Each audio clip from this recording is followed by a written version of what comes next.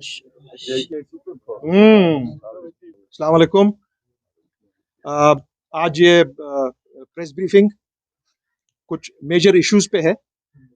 वो इश्यूज जो कॉन्फ्रंट करते हैं हमारे जम्मू कश्मीर को और बिलखसूस कश्मीर वादी को। नंबर एक, चूंकि आजकल ईद मिलाद के दिन चल रहे हैं, बहुत मुतबरक और पाक दिन है हमारे लिए। पहले तो पूरे आलमे इस्लाम को हमारी तरफ से इन दिनों की मुबारकबाद, और मैं गुजारिश करता हूँ आपके थ्रू, आपकी चैनल्स के थ्रू, ऑनरेबल प्राइम मिनिस्टर से डायरेक्ट मुखातिब हूँ मैं, होम मिनिस्टर से, अपने लेफ्टिनेंट गवर्नर मनोज सिन्हा जी से, कि बराह करम जो आपने दरगाह हजरत बल और हमारे जामिया मस्जिद वहाँ पे जुमा की नमाजों को अदा नहीं करने दिया जा रहा है। अच्छा ये रहेगा कि अगर हमको दिलों की दूरी को कम करना है, आज से ही, अभी से, बराए मेहरबानी ये जो आपने ये ऑर्डर्स इशू किए हैं और ये हमारी दरगाहें और मसाजिद इस तरह से बंद हैं, इनको फिलफौर खोल दिया जाए। इमीडिएटली इन चीजों को खोला जाए। दरगाह हजरत शरीफ, दरगाह हजरत बल, और उसके बाद तारीखी जामा मस्जिद, जहां पर हम सब नमाज पढ़ते हैं, सवाब हासिल करते हैं, इन जगहों को खोलना बहुत ही अशद जरूरी है। और जुम्मा के लिए खुसूस, आप बाकी नमाजें अदा करने देते हैं, पढ़ने देते हैं, मगर एक जम्मू कश्मीर, खुसूसन कश्मीरी, उसके दिल में ये दर्द है कि मुझे जुमा की नमाज न तो दरगाह हजरत बल में पढ़ने दी जा रही है, न जामा मस्जिद में पढ़ने दी जा रही है। हमें उम्मीद है, क्योंकि जैसे दरगाह है मदीनुल सानी का दर्जा रखता है दरगाह, मेरे गरीब कश्मीरी के लिए सब कुछ है।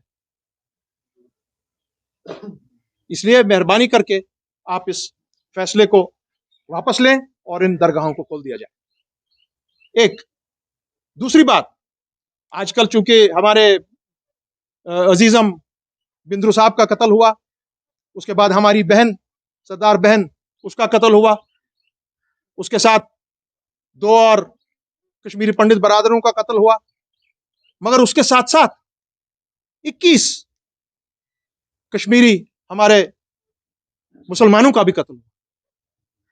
और यहां का हर कोई घर, हर कोई जनो मर्द, यहां का बच्चा ऐसी एक्शंस के साथ उसने कभी ताल्लुक नहीं रखा अपना।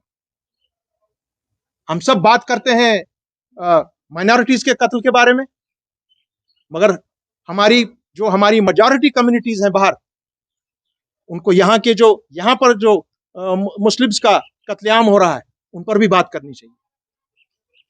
और मैं उम्मीद रखता हूं, क्योंकि हम सब ने, सियासी जमातों ने, यहाँ के जितने भी सिविल सोसाइटीज हैं, उन सब ने इस चीज का जबरदस्त तरीके से मजम्मत की है। और हमने कोशिश, वो तमाम कोशिशें कामयाब नहीं होने दी हैं कि दोबारा हम, अल्लाह ना करे, 1990s की तरफ बढ़े। कोशिश ये है कि ना हो। और आजकल उसकी आड़ में क्या किया जा रहा है, आज आप, जो बहुत ही अहम मुद्दा है, आप रैंडम अरेस्ट कर रहे हैं। करीबन 1000 से ऊपर, जो मेरी फिगर्स हमको बताई जा रही हैं, it is more than 1000 people, बच्चे हमारे, बुजुर्ग, जवान, उनको शक की बिना पर उठाया जा रहा है कि भाई ये शायद ये मुलव्वस हैं किसी न किसी तरीके से मिलिटेंसी में। मेरा सवाल ऑनरेबल प्राइम मिनिस्टर से यही है, होम मिनिस्टर से है, डायरेक्टर जनरल पुलिस से है, हमारे लेफ्टिनेंट गवर्नर मनोज सिन्हा जी से है, कि अगर आप लोगों को मालूम है, आपके पास इंटेलिजेंस इनपुट है कि ये 1000, 1500, 2000 यहाँ के नौजवान, बच्चे, बुजुर्ग किसी तरीके से मिलिटेंसी में शामिल हैं, so what were you doing till now? आप लोग क्यों खड़े हो गए हैं आज जब हमारे भाई बिंद्रू का कत्ल हुआ?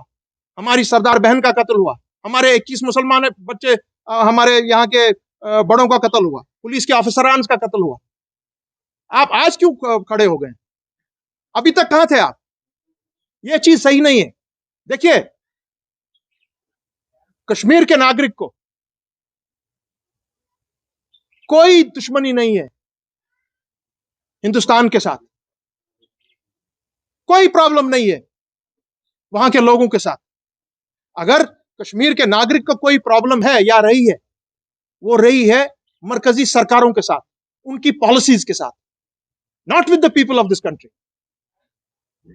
और बिलखसूस आज जो पॉलिसीज बदकिस्मती से हमारी बीजेपी की सरकार यहां पर अपना रही है, वो गलत पॉलिसीज है।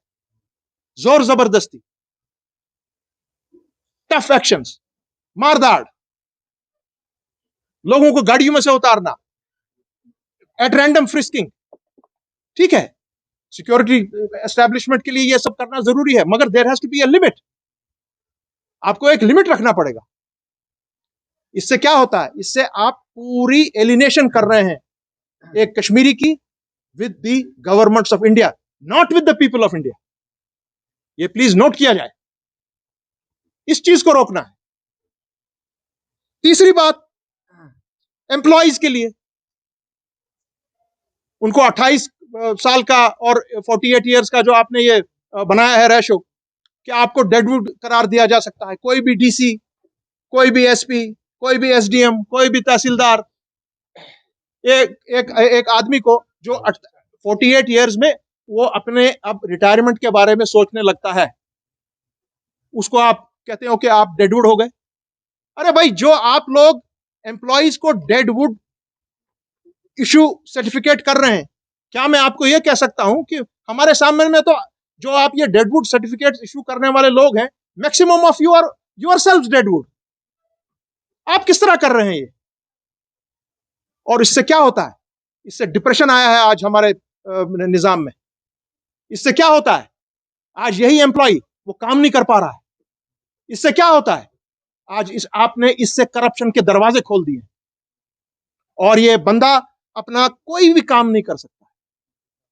और मैंने सुना है कि शायद कुछ ही दिनों में हमारी यहां की सरकार एक ऑर्डर निकालने जा रही है, जिससे ये जाहिर होता है कि जितनी भी ट्रेड यूनियन एक्टिविटीज हैं, all trade unions will be banned. Trade unionism is the basic concept of our system.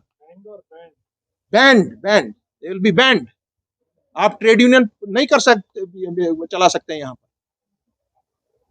यह गलत बात है। हिंदुस्तान में कहीं ये नहीं है बगैर जम्मू कश्मीर की रियासत में ऐसे अपने यूटी में इस वक्त ये जो कार्रवाई आप करने जा रहे हैं, दिस इज नॉट डन। और इस बारे में मैं इतना ही कहूंगा अपने प्राइम मिनिस्टर से, होम मिनिस्टर से, कि भाई इन चीजों से हमारे दिल आपके साथ नहीं जुड़ेंगे। यहां तफरुका फैला हुआ है हर तरफ से। हमारी जो अनएम्प्लॉयमेंट रेट है 21.6%, the highest in the country. और एक और बात, हमारा आजकल एक यहाँ पे एक मायूसी सी छाई हुई है हमारी पूरी सोसाइटी में। हमारे कुछ पंडित बरादरान अपनी जमीनें वापस लेने यहां आ रहे हैं। ठीक है, मेजॉरिटी कम्युनिटी आप लोगों के साथ खड़ी है। अगर आपके साथ किसी ने नाइंसाफी की है मेजॉरिटी कम्युनिटी में, अगर आप लोगों की किसी ने जमीन ली है जबरदस्ती, एनक्रोचमेंट की है, मगर आप उन लोगों पर भी नजर डालिए जो इस चीज का नाजायज फायदा उठा रहे हैं, ताकत के बलबूते पर, पुलिस और पैरामिलिट्री के बलबूते पर। यह सही नहीं है। अगर आप में से बहुत से ऐसे लोग हैं जिन्होंने अपनी रजामंदी से अपनी जमीनें बेची है, कानूनी तौर बेची है, आज आप कहते हैं कि नहीं ये सब वापस कर दीजिए, दैट इज नॉट करेक्ट।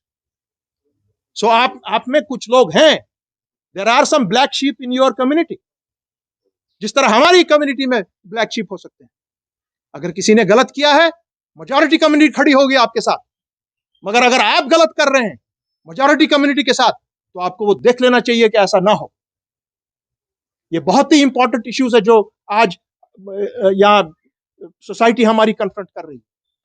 मारदाड़, पकड़ दकड़, नमाज़ें नहीं पढ़ने देना, ताले लगाना ज़ियारतों पर, मस्जिदों पर, और ये ज़मीनों का मामला, ये मामले सही नहीं है। डेडवुड करार देना लोगों को, ये सही नहीं है। तो इसलिए अवामी नेशनल कॉन्फ्रेंस ने फैसला लिया कि हम अप्रोच करेंगे लेफ्टिनेंट गवर्नर को, ये चीजें उनके सामने उठाएंगे। मैंने ऑलरेडी टाइम मांगा है उनसे।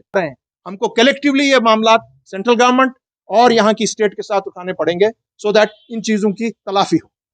शुक्रिया बहुत।